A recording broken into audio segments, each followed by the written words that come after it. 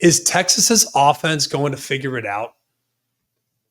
Because it's starting to get to the point now where you're the tiniest bit concerned, and it's easy now, a week out from having watched their performance against Florida and thinking, all right, well, after the Florida game, I'm sitting there thinking, all right, Texas's offense is back. Like, they're in a good spot.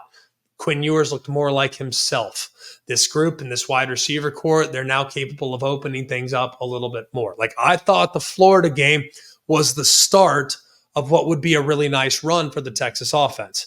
It wasn't. It was almost the anomaly performance here in the back half of the year to what has otherwise been an underwhelming offensive output for the better part of the last 4 or 5 games. And while you're going to look at this game and you're going to say, well, they won, tough, hostile environment, take it and run. I agree with that.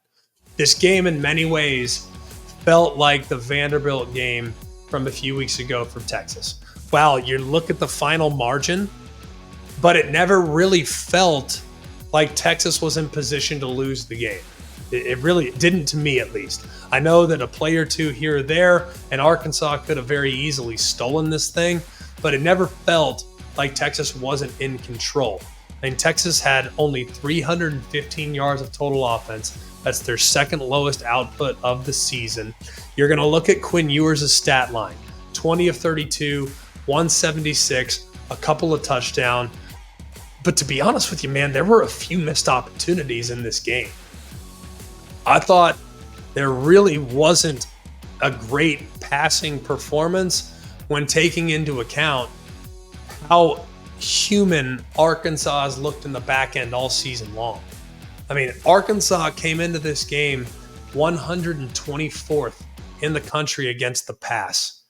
And for Quinn Ewers and company to go for just $176 was not what you wanted. The other thing, too, if the passing game isn't going and isn't clicking on all cylinders, where's the run game, right? Well, running for 144 yards is nothing to be ashamed of, but on 33 carries, you'd like to have maybe a little more chunk yardage from the running back spot. They averaged just over 4 yards a carry. So they had to grind it out. There were a lot of tough yards that were earned by these running backs. But man, I just want to get just a little bit more home run hitting potential from that group as they move forward. Now, you look at where Texas is at. They got a chance to rebound against Kentucky defense that's pretty solid. Now, Kentucky does a lot of things on defense, but the main thing is they stop the run and they don't give up big plays. They don't give up big plays whatsoever. So hopefully Texas's offense will get back on track, but this is not necessarily a get-right recipe against a defense that's top 30 in the country in most statistical categories. Defensively for Texas, you got to feel great about what you saw. 6 sacks, just 231 total yards given up. You hold them to 10 points. You created a couple turnovers. This was a breakout game for a lot of people along this defensive front. I think a lot of us have already had a lot of confidence in what Texas had along the defensive line, but I'm not sure America was aware of just how good and disrupted this group may be. To finish with that many sacks, to create that much pressure, to apply and make sure that Taylor Green's legs were not a factor in the game whatsoever. I mean, y'all, he ran 16 times for 4 yards. Obviously, that's taking into account the sacks, but 16 for -4 yards is pretty dang impressive.